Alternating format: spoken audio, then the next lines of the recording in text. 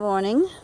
Today is Tuesday, July 14, and a quick update on what's happening in the Griffith Homestead garden.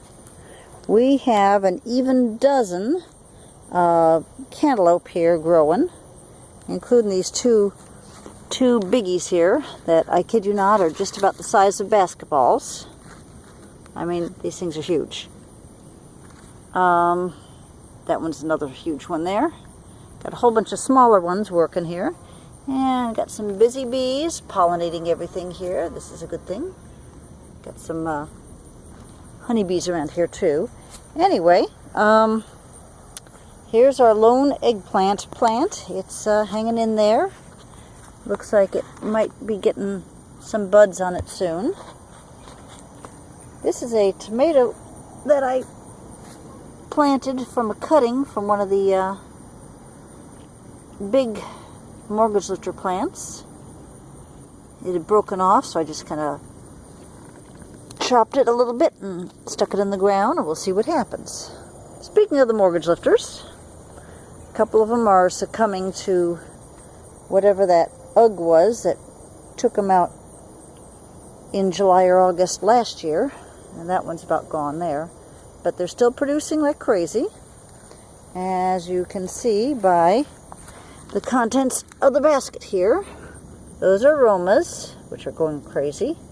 And then underneath there and through here, these are all mortgage lifter tomatoes. And you, if you can't get over here to buy directly from me, you can get over to the Durham Co-op Market at 1111 Chapel Hill Street in Durham. And you'll see my heirloom, locally grown heirloom tomatoes being sold there. These are the Marconi red peppers, which are finally starting to really come along.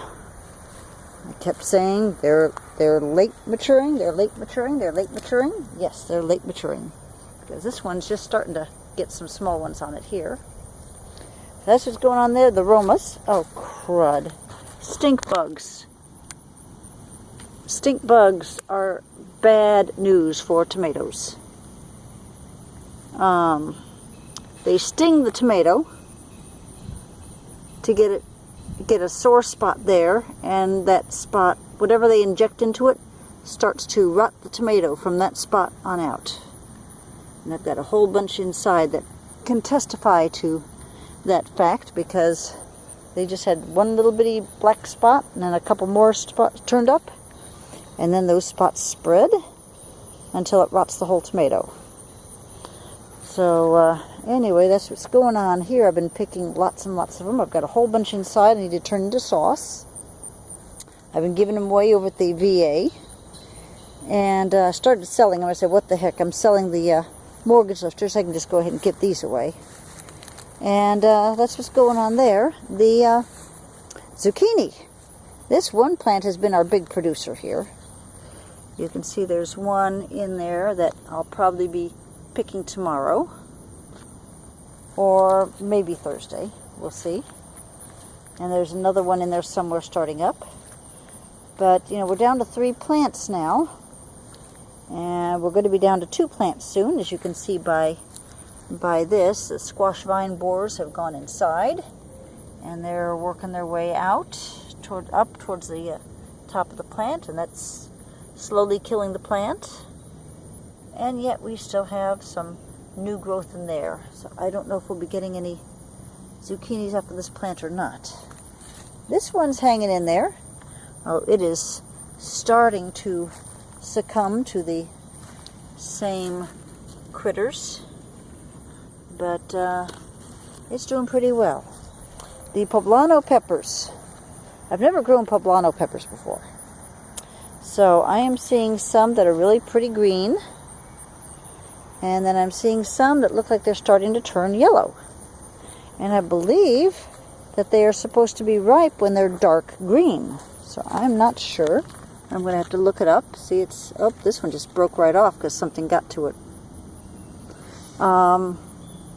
Anyway, I had a couple that were doing that. A couple plants that are down for the count because I'm out of cages for them.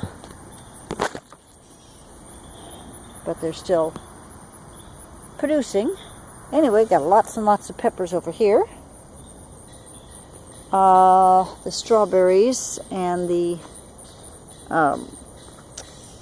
asparagus are kind of overwhelmed over here. I actually saw a couple relatively new asparagus spears, but they were beyond picking by the time I saw them.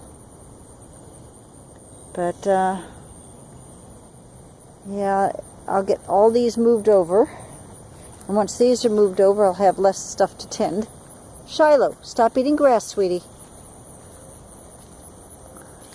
These are the strawberries that I did get moved, and they're at least easier to work around, but they've been sending out runners and runners, so that's going to be interesting. The potatoes. The potatoes, the greenery on them is looking kind of sad. I'm wondering if it's the same blight or whatever that is getting the tomatoes, since they are related plants. But I think I'm going to go ahead and start doing some digging in the next day or two and see what we've got in the ground here. I know we've got at least a few, because here's one just kind of poking up right there. Anyway, the carrots. I picked my first carrot the other day. Haven't eaten it yet, but I probably will soon. Put it in some water to keep it kind of fresh. I still haven't planted that third row of carrots I keep talking about, but I don't see any problem why I couldn't do that any time. You can see, there's that carrot under there. Ooh, and there's another one under there. Anyway, that's what's going on here. And I think that pretty much sums up what's going on in the Griffith Homestead garden. Let's see something pretty to zoom in on. Yeah, this is pretty. Y'all have a great day.